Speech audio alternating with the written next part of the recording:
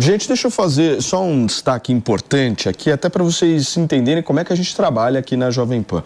Quando a gente dá o número de mortos que estão vindo da faixa de Gaza, a nossa fonte é o Ministério de Saúde palestino. Esse ministério tem o nome de MOH, Ministry of Health, e responde à autoridade palestina e não ao Hamas, que tem um ministério paralelo. É o Ministério da Saúde da autoridade palestina a nossa fonte de dados aqui para passar para vocês efetivamente o que está acontecendo. Então, não façam essa confusão. Quando a gente está divulgando informações vindas da Palestina, essa é a nossa política, a política aqui do Grupo Jovem Pan. Nós estamos focando como fonte no Ministério da Saúde da autoridade palestina e não nos números que o Hamas está divulgando. Afinal de contas, como todos nós sabemos, o nosso posicionamento aqui é absolutamente claro. O Hamas é um grupo terrorista.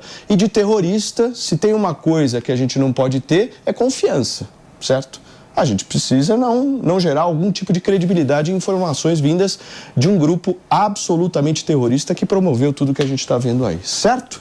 Explicado? Acho importante explicar. Eu acho, Paulinho, que isso é tão importante porque a gente está vivendo um momento de uma crise de consciência de valores do que sustenta a nossa sociedade, né?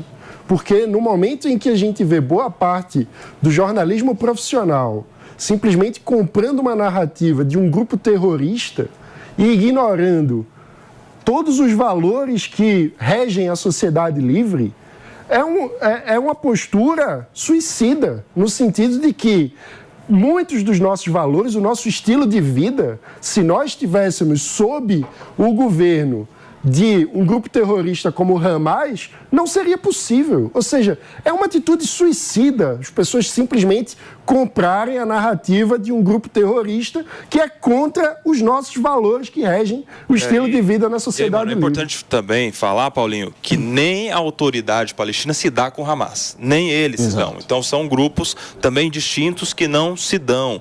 É importante deixar claro isso. E o poder da desinformação, né? A gente via imagens da manifestação no Iêmen, provavelmente muitos desses são levados pela desinformação que o Alexandre trazia aqui. Essas pessoas talvez estejam acreditando na mentira de que aquele hospital teria sido... O Hamas está divulgando mas se você for ver bem, Paulinho, isso é um ponto interessante, né? A desinformação da notícia da bomba no hospital, não é, gerou a manifestação no mundo todo.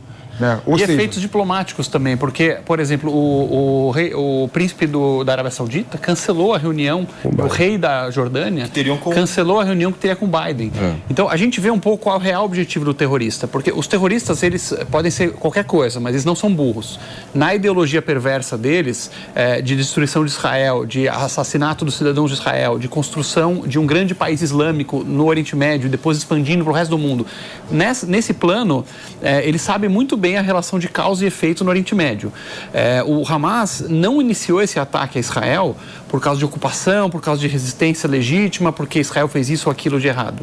Justamente nos momentos de maior avanço do processo de paz que você vê os maiores ataques do Hamas. Isso aconteceu no ciclo de 2002, no ciclo de violência de 2006. E nesse momento a gente estava vendo isso também, porque nós tínhamos uma aproximação histórica entre Israel e o principal país árabe, o país simbolicamente mais importante, não mais populoso, que é o Egito, mas o país mais importante, que é a Arábia Saudita, de petróleo, de população, de pontos sagrados como Meca e Medina.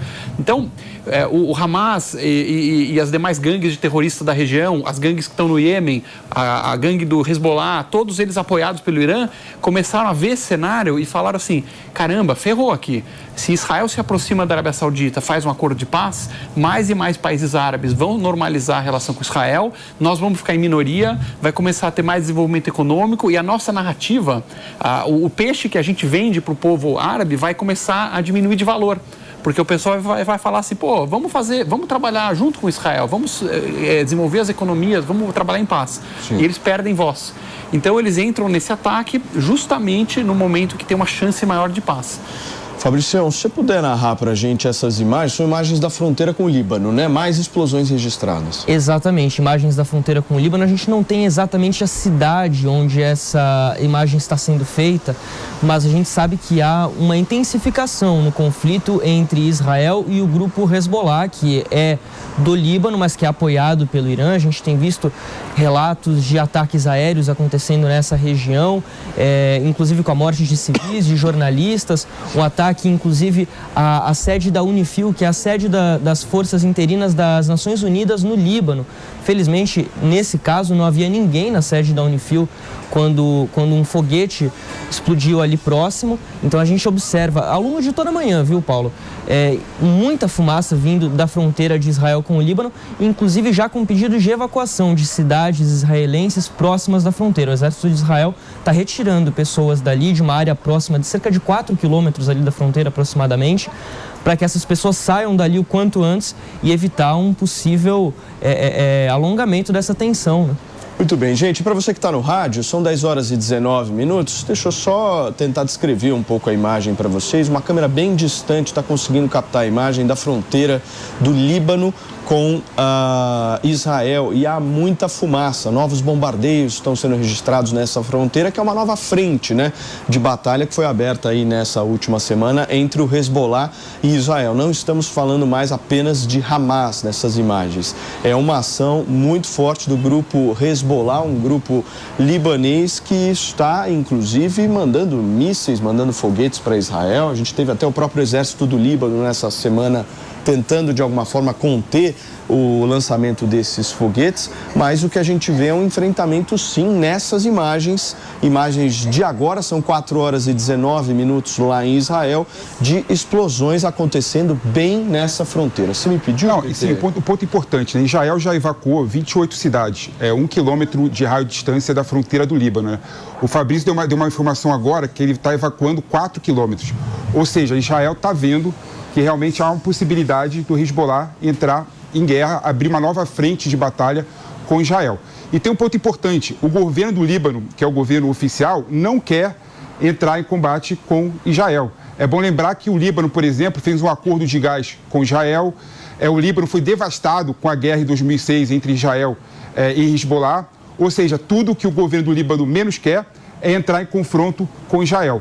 Mas o Hezbollah é um exército que foi equipado pelo Irã, tem um poderio muito grande, não é? Maior que o Hamas, inclusive. Maior que o Hamas, inclusive, e mais forte que o exército do Líbano, não é? Ou seja, se o Hezbollah quiser entrar, independente do governo do Líbano, ele vai entrar na guerra.